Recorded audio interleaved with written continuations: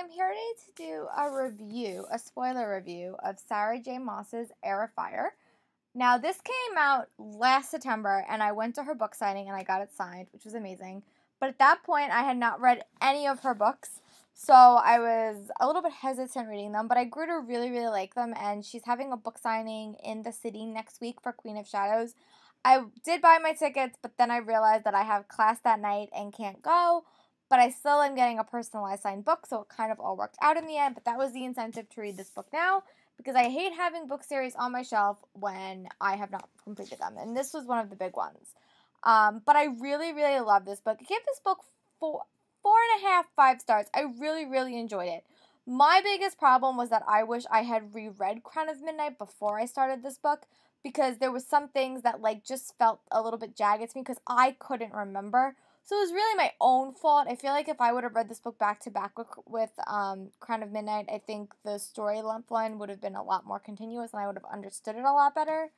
But I really, really liked it. I thought that it was interesting. Again, I haven't read a Crown of Midnight in a really, really long time, so I'm not sure if she did the split perspectives in that book. Comment below if I'm wrong. I don't think she did, but I liked how we got different people's perspectives in this. We got Kale, we got Kai, we got Selena, and we got her new friend, her new Fae friend.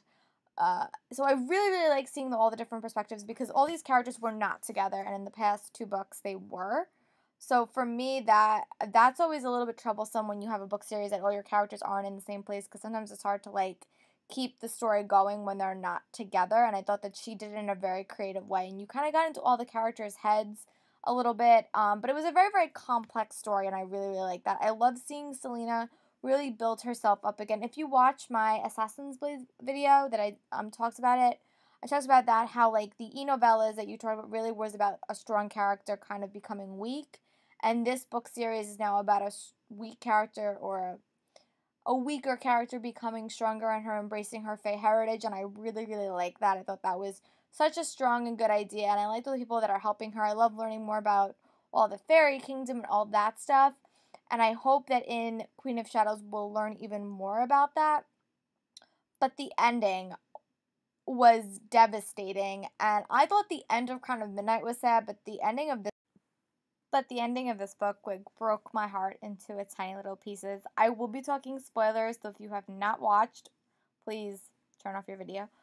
When they killed Sorsha, I about cried because I loved her and I was so, so invested in her and Kai, and my heart broke. I was like, no! I also loved meeting the other characters that Selena said, like the people in that village, because they were so interesting to me, in Demi-Fae, which I thought was a really, really cool term. So I hope we get to see more of them, but it was interesting to me to learn about Selena's past through Selena and then through the person that knew her, like that friend. But it was so fascinating to me to learn that Selena and Kai knew each other.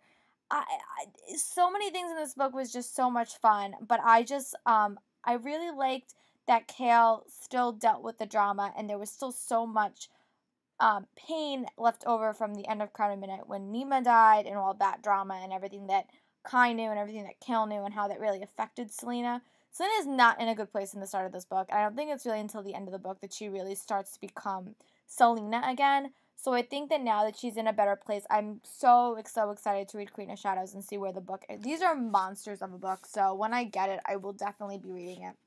It comes out next week. Hopefully I'll be able to pick it up that week and read it. Hopefully I don't wait a year to read it, and I probably won't. It will probably be either September or October. I will probably read it. But I am very excited. I really can't wait to see what happens to Kai, because he was basically trapped in that mount thing and now everyone knows he has magic, and that was a big, big fear of me. What's gonna happen? What's gonna happen to Kale? What's gonna happen to all of these characters? Are they gonna be back together? That's basically what I loved Crown of Midnight because all the characters were in one space and they were all kind of fighting and infighting. It was really, really cool, and I wonder if book 4 will be more like book 2 or more like book 3. I really hope that we at least see them together and they all kind of interact, because I love the relationship between Kai, Kale, and Selena. But those are just my thoughts. Are you guys enjoying this series as much as I am? Let me know. Comment below what was your favorite part, what was your most devastating part, all those fun things. As always, like everything below, and I'll talk to you guys later.